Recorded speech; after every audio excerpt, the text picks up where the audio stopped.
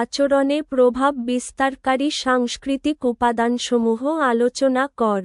অথবা ক্রয় সিদ্ধান্তে প্রভাব বিস্তারকারী সাংস্কৃতিক উপাদানগুলো উল্লেখ কর। উত্তর ভূমিকা। প্রথমে বলা হয়েছে যে কোনো পণ্য বা সেবা ক্রয় করার ক্ষেত্রে ভোক্তা বিভিন্ন উপাদান দ্বারা প্রভাবিত হয়ে থাকে, যা ভোক্তার পক্ষে নিয়ন্ত্রণ করা সম্ভব নয়। প্রভাব বিস্তারকারী উপাদানগুলোর মধ্যে সাংস্কৃতিক উপাদানগুলো দ্বারা ভোক্তা ক্রয়ের ক্ষেত্রে প্রভাবিত হয়ে থাকে। একজন ভোক্তার ক্রয় আচরণে কিভাবে সাংস্কৃতিক উপাদান প্রভাব বিস্তার করে তা নিম্নে আলোচনা করা হল। ১. সংস্কৃতি। সংস্কৃতি বলতে মূলত মানুষের আচার আচরণ, মূল্যবোধ, ধারণা, জ্ঞান, বিশ্বাস প্রভৃতির সমন্বয়ে গড়ে ওঠে যা ভোক্তা আচরণে প্রভাব বিস্তার করে থাকে। মানুষের আচরণ শিক্ষা প্রক্রিয়া দ্বারা প্রভাবিত হয়। মানুষ যা আচরণ করে তার বেশিরভাগই শিক্ষালব্ধ।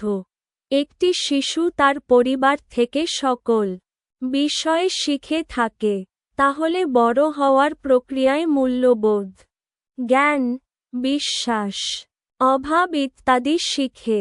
একজন মানুষ তার সমাজের কালচারের ভিত্তিতেই তার সকল কার্যক্রম পরিচালনা করে। যেমন আমাদের দেশের মানুষের ক্রয়ের আচরণ আর আমেরিকান মানুষের ক্রয়ের আচরণ এক হবে না। কারণ বাংলাদেশের মানুষ বেশিরভাগই অদৃষ্টবাদী। একজন বাজারজাতকারী শুধু বিরাজমান সংস্কৃতিই বিবেচনা করে না, বরং পরিবর্তিত সংস্কৃতি বিবেচনা করে থাকে। নিম্নে সংস্কৃতির প্রভাবগুলো আলোচনা করা হল। ১. মূল্যবোধ। মানুষ শিষ্টাচার, ভদ্রতা, ঐতিহ্য ইত্যাদির প্রতি যে বিশ্বাস তাহাই হল মূল্যবোধ।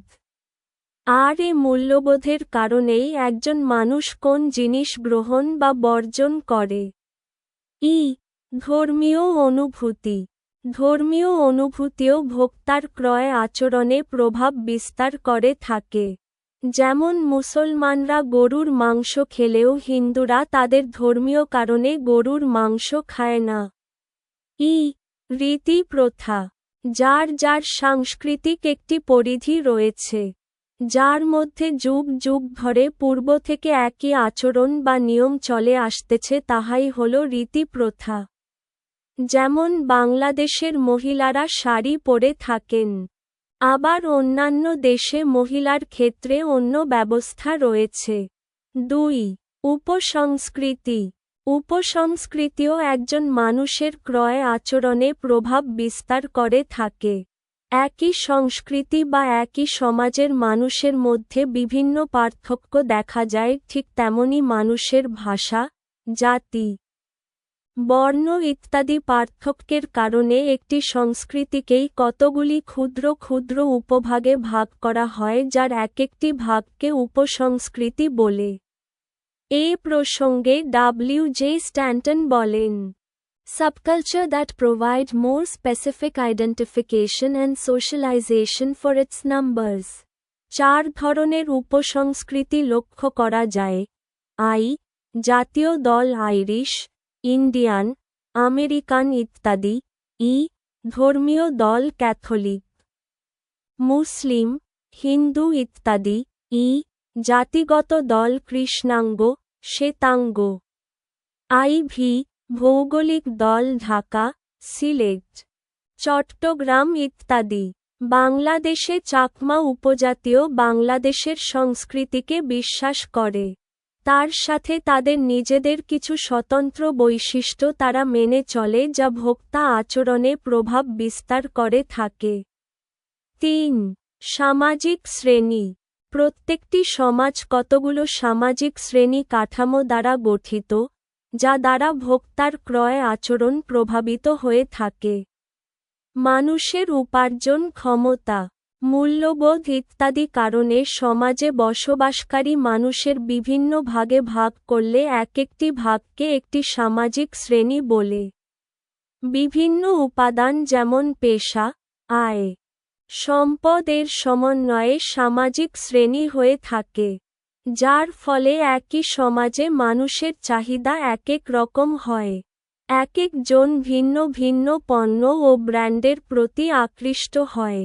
মানুষের পার্থক্যভেদে আমাদের সমাজে ৩ ধরনের শ্রেণী বিভাগ লক্ষ্য করা যায়। উচ্চবিত্ত,